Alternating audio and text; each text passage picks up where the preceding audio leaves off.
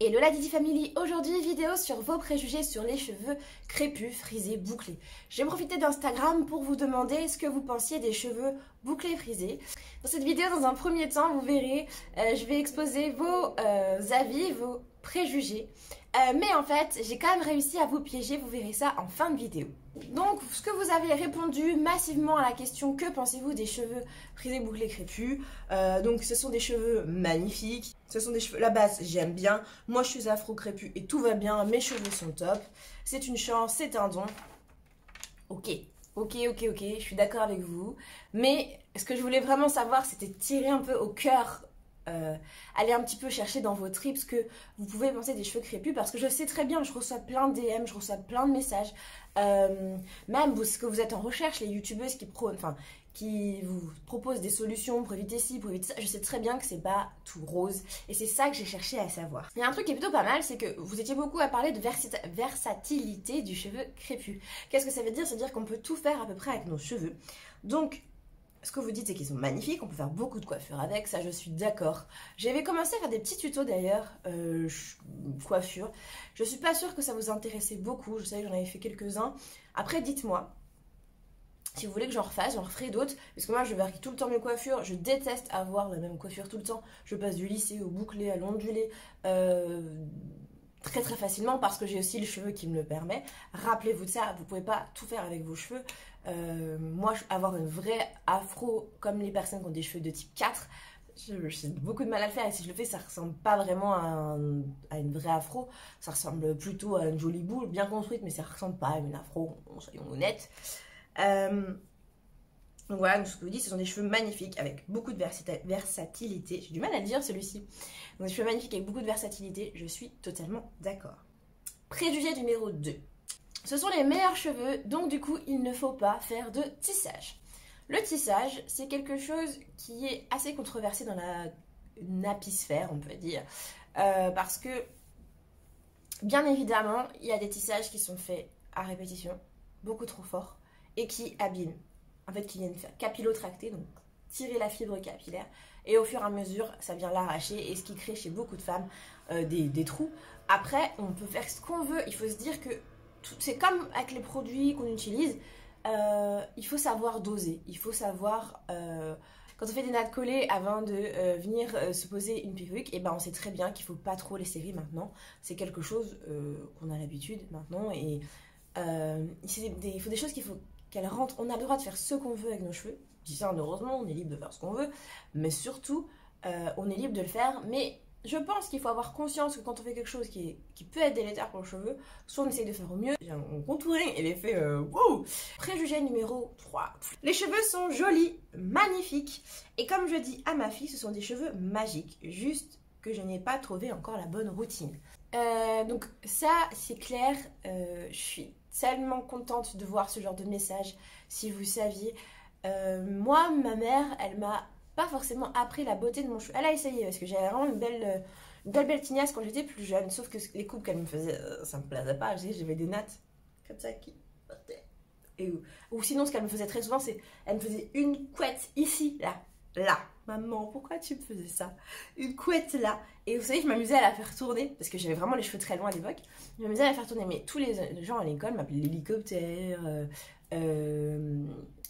Elephant Man, parce que vous savez, ça faisait une trompe d'éléphant du coup, parce que des fois elle retombait devant, elle retombait derrière, enfin bref. Et aujourd'hui, j'aimerais, et j'aime entendre ce genre de message, parce que je vois que de plus en plus de mamans prônent le fait d'expliquer à leurs filles que leurs cheveux sont beaux, ils sont uniques, ils sont beaux comme ceux des autres en fait. Je pense que c'est beau aussi de le savoir et de le lire aujourd'hui. Par contre, là où je suis d'accord, trouver la bonne routine pour son enfant. Parce qu'on le sait déjà que d'une femme à une autre, on n'a pas le même type de cheveux. On a même nous-mêmes, on n'a pas le même type sur nous. On a du 4A, du 4B, du 4C, du 3C en même temps. On ne sait pas pourquoi, on ne sait pas où, on ne sait pas comment, mais on l'a. Et ça, c'est vrai que c'est hyper difficile. Moi, j'essaie de vous faire des vidéos les plus didactiques possibles. C'est-à-dire où vous pouvez vous en servir pour pouvoir faire votre propre routine. N'hésitez pas à fouiller. J'essaye de plus en plus maintenant de faire directement référence aux bonnes vidéos quand je vous parle. Comme ça, c'est encore de plus en plus didactique, et j'essaie de l'être. Dites-moi si ça vous va comme ça, ou si vous voulez que je vous refasse, je sais pas, une vidéo un peu flashback, on va dire, où je vais venir, j'ai ça en idée depuis un petit moment, Mais je vais venir en fait reprendre toutes les étapes, étape par étape du cheveu. Comme ça, vous pourrez vous-même vous refaire votre propre routine avec moi en même temps pendant la vidéo. Voilà, vous trouvez la bonne routine, en effet c'est difficile, mais pour moi la base c'est déjà connaître la porosité de son cheveu, connaître le type de cheveux, quelle est la bouclure, parce que c'est très important, parce qu'on peut rechercher à avoir une détente comme la mienne par exemple aujourd'hui, mais si on a un type de cheveux particulier, on n'aura jamais cet effet-là. Enfin, il faut vraiment connaître au mieux son cheveu. Moi, c'est les deux trucs essentiels.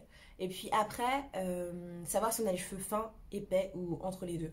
Ça, c'est le plus important, parce que moi, j'ai un cheveu fin. Si je viens mettre de l'huile de carapace, par exemple, sur mes cheveux purs, mes cheveux vont être gras, ils vont être lourds, ils vont pas être beaux du tout. J'aurai peut-être une belle ondulation, mais c'est tout ce que je retiendrai. Je ne retiendrai pas de belles boucles. Si ma porosité, je sais qu'elle est maintenant faible, donc je sais qu'il faut, avant de mettre mon soin avec mes cheveux, et pris une bonne dose de chaleur pour ouvrir les écailles. Et puis pourquoi pourquoi le type de cheveux? Parce que je sais que c'est un type 3C, voire 4A par endroit. Et bah du coup, je sais très bien que je dois appliquer des soins type cheveux bien afro et type cheveux frisés pour mes cheveux. Et ça, c'est très important de le savoir. Et donc, bon, j'avais que ça comme élément. Il me dit, non mais, vous vous moquez de moi. J'ai plein de messages d'habitude. Et là, aujourd'hui, je n'ai pas de messages négatifs sur les cheveux crépus, frisés, bouclés. Non mais c'est une blague. Je sais très bien qu'on galère. Même moi, je galère. Donc, je sais qu'on galère. Donc, du coup, j'ai voulu creuser. Et là, je vous ai posé cette question. Quels sont les points négatifs des cheveux frisés, bouclés, crépus? Et là, j'ai des réponses. Et voilà, je vous ai piégé. J'ai réussi en vous posant exactement la même question mais avec des mots différents. J'ai pu réussir à avoir de vous d'autres préjugés. Donc si ça vous intéresse, on continue tout de suite. Donc j'ai aucun. On peut tout faire. On peut tout faire à partir du moment où on sait s'en occuper. On retrouve à nouveau cette problématique-là de la routine. Trouver la routine adaptée. Et surtout qu'en plus, il faut la changer de saison en saison par rapport à là où on vit. Si on voyage pas. Quand on est en voyage, comment il faut faire. C'est hyper compliqué, je suis d'accord avec vous. Après, quand on a compris les bases du cheveu, je trouve que c'est quand même extrêmement simple. Il faut... Non, ça je garde ça pour après parce que c'est autre chose. Ensuite, le démêlage. Le démêlage, pour moi, ça a été une vraie tannée pendant des années et des années. Ça a d'ailleurs été une vraie tannée pour ma maman aussi. Hein. Comment? Parce que je sais que ça a vraiment galéré à me démêler les cheveux, sachant qu'ils étaient très très longs les miens. Ils m'arrivaient en dessous des... Vous savez, en dessous de l'attache du soutien-gorge, bien en dessous. Et ils étaient vraiment très très longs. Et ma mère, elle passait un temps fou à me les démêler et surtout à me faire pleurer et hurler. Pour moi, c'est ça le démêlage. Depuis que j'ai découvert le démêlage à l'huile et le démêlage au doigt. Le démêlage, c'est un vrai bonheur pour moi. Je mets d'ailleurs la vidéo dans le petit i pour le démêlage à l'huile. C'est vraiment... Si vous avez un enfant, je trouve que c'est pour moi la meilleure façon de lui démêler les cheveux. Parce que du coup, l'enfant va aussi venir tremper ses doigts dans l'huile. Vous mettez un sac poubelle ouvert au niveau des bras, au niveau de la tête, votre enfant il le passe. Et vous passez un vrai moment avec votre enfant à venir prendre un peu d'huile chaude, lui apprendre à venir démêler ses cheveux petit bout par petit bout et venir avec l'huile petit à petit séparer le cheveu. Vous verrez, le démêlage, elle va vraiment devenir un moment de bonheur, peu importe le type de cheveux que vous avez. Du 2 au 4C, j'ai vraiment vu très peu de gens, vraiment, ne pas aimer le démêlage à l'huile. Bien sûr, quand vous avez les cheveux très fins comme les miens, ils sont gras, on fait un shampoing doux et basta. Voilà. Et puis le démêlage... Puis le démêlage à la brosse, je le fais vraiment quand je veux avoir une autre forme de boucle au niveau de mon cheveu. Sinon, il n'y a pas besoin. Ensuite, autre point négatif, on ne voit pas la longueur réelle du cheveu. Hey, hey. Pour moi, c'est totalement le shrinkage. En ce moment, je ne sais pas pourquoi, ça revient en force en ce moment, tout le monde veut une vidéo sur comment faire pour lutter contre le shrinkage. Moi, le shrinkage, je vous dis clairement, pour moi, c'est pas forcément un point négatif. Quand j'ai mes cheveux qui shrinkent avec des boucles de folie, je sais que mes cheveux vont tellement, tellement bien. Le shrinkage, attendez, excusez-moi, qu'est-ce que c'est? Je vous lis la définition parce que je trouve ça plus simple. Donc, ces propres cheveux bouclés, frisés, crépus, qui réagissent au contact de l'humidité et perdent jusqu'à 70% de leur longueur initiale.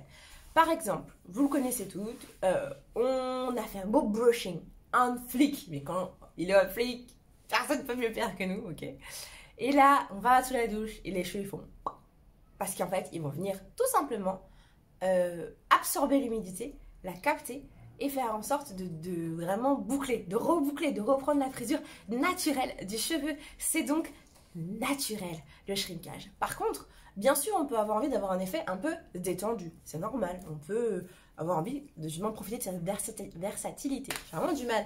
À chaque fois que je l'ai prononcé, j'ai bugué à chaque fois. Donc on peut forcément avoir envie de profiter de cette versatilité. Du coup, on a des techniques pour ça. Mais c'est pas forcément négatif. Ne vous dites pas mon shrinkage est négatif.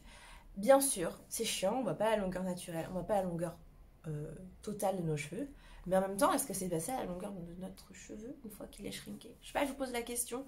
Moi, j'ai l'impression que, bah oui, ok, mon cheveu est un peu plus court, très court, quand il est shrinké. Quand shrinké, c'est raccourcir en anglais. Raccourcissement. Donc, c'est ça que je dis. Je fais la conjugaison comme en français, mais ça ne veut rien dire. Quand il est raccourci, mais en même temps, c'est ça la longueur de mon cheveu.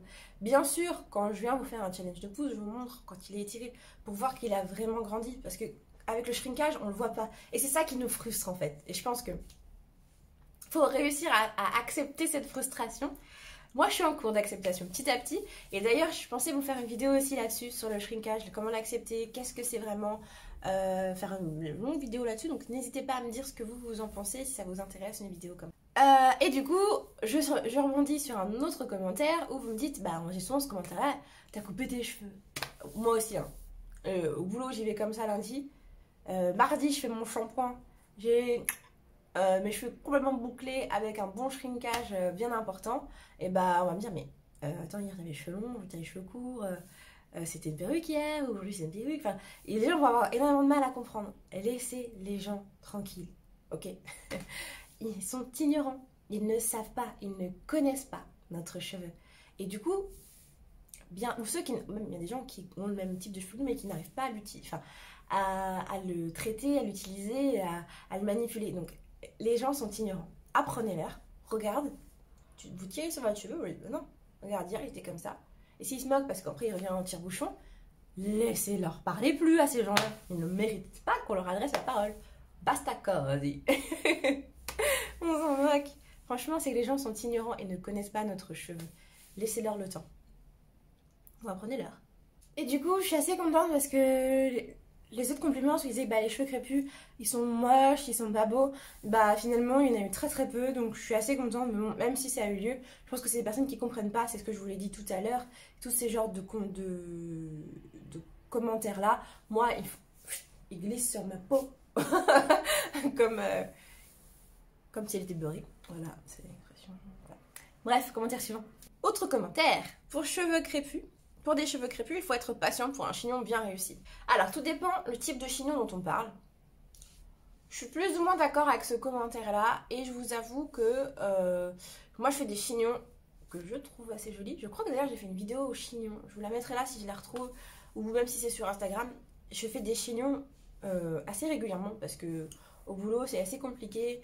Quand on est avec les patients et tout, d'avoir les cheveux comme ça, les lâcher. Donc, je préfère faire des chignons ou des coiffures hyper travaillées. Protectrice tout simplement. Donc si je les retrouve, je les mettrai là dans la barre d'infos. Vous checker si ça vous intéresse. Je suis pas d'accord. Une fois que j'ai préparé mes cheveux, par exemple le soir, juste après avoir fait mon shampoing, bah, je fais des nattes. Le lendemain, j'ai les cheveux étirés comme aujourd'hui. Après, je viens plaquer mes cheveux avec une brosse poil de sanglier par exemple. Un peu de gel par-dessus pour venir faire un effet smooth si j'ai envie, mais la plupart du temps je ne le fais pas. Et puis après, je viens travailler avec des nattes, venir les attacher en forme d'étoile pour créer cet effet chignon, ou sinon avec les buns tout simplement, parce que j'ai les cheveux assez longs. Ou sinon, bah, j'ai d'autres techniques, mais vraiment ça, je vous laisse aller voir les vidéos, parce que sinon ça va être trop long. Après ensuite, l'entretien, on en a déjà beaucoup parlé, c'est un autre de vos commentaires. Je vous comprends, oui, oui, oui. Oui, quand on s'y connaît pas forcément, ou quand on veut faire bien, des fois on veut faire trop bien, et du coup on fait trop de trucs. Ça arrive très souvent, moi au début c'est ce qui m'arrivait. Aujourd'hui, vraiment ma routine, je vous mens pas. Allez, quand je fais un pré-pou en plus, elle dure peut-être 2 heures, mais c'est 2 heures grand max. Tout type de cheveux mérite de l'entretien. Si vraiment vous avez l'impression que c'est pas vrai, je vous jure, que c'est parce que les autres en fait n'entretiennent pas leurs cheveux. Les filles qui ont des beaux cheveux longs, bien brillants, bien lisses, font des soins autant que nous. Autant que nous. Il faut vraiment que vous le sachiez. Moi j'ai une de mes collègues, que d'ailleurs mes collègues je les conseille énormément au niveau de leurs cheveux alors qu'elles n'ont pas du tout le même type que moi. Mais par exemple la dernière fois elle me dit mais moi je comprends pas, tu dis que tu fais des bains d'huile, moi après j'ai les cheveux gras et tout. Donc en fait je lui ai montré qu'en fait le bain d'huile oui c'est gras, mais après tout dépend du shampoing qu'elle va venir utiliser. Elle utilisait un shampoing qui était avec très très peu d'agents lavant, mais vraiment très très peu. Et donc en fait oui elle avait en effet le cheveu gras. Et puis elle utilisait une huile qui n'était pas du tout adaptée pour son cheveu, elle a les cheveux très très fins. Elle utilisait une grosse huile de ricin à balle, sans la diluer, sans rien.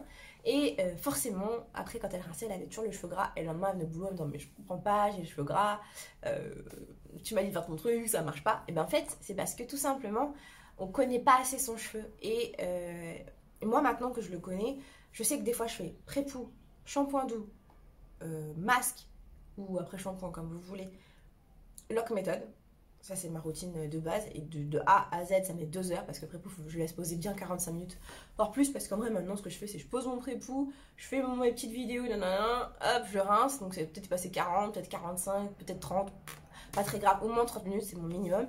Et puis après quand je fais pas pré-poux, très souvent c'est souvent ce moment là où je vais venir faire un shampoing détergent, donc un masque un peu plus profond, puis lock méthode. Voilà. En vrai, la routine compacte. Ou juste quand je fais un shampoing, parce que un shampoing doux, rapide, pour juste redonner du bain, ça met beaucoup, un coache. Allez, je suis sur 35-40 minutes grand max. Donc c'est faux. C'est faux. Vous me dites que c'est vrai, mais c'est faux. C'est un TikTok. Je suis dans la tête maintenant. Et après, on a le bon coiffeur. Alors ça, je suis d'accord avec vous. Trouvez un coiffeur qui s'y connaisse en cheveux crépus, qui n'utilise pas des produits dégueulasses. Et qui vont savoir comment manipuler les cheveux crépus. J'ai déjà vu des coiffeurs, par exemple, commencer à s'occuper de nos cheveux par me brosser les cheveux. Et en fait, la personne a commencé par ça, je lui dis « Salut, allez, je m'en vais !» J'ai osé, je lui dis « Je m'en vais !» En fait, vous avez commencé par brosser mes cheveux à sec, avec, vous savez, la brosse ronde. C'est là, brosse comme ça. Voilà. Là, j'ai dit non. Non, tu ne toucheras pas à mes cheveux. Tu n'iras pas plus loin. Tu n'iras pas plus loin. Tu n'iras pas plus loin. Non, non, non, non.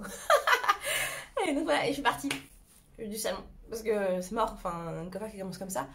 Franchement, c'est vos cheveux, hein. Vous savez ce qui est bon pour vos cheveux. Après, c'est vrai que ce sont des professionnels, pour certains.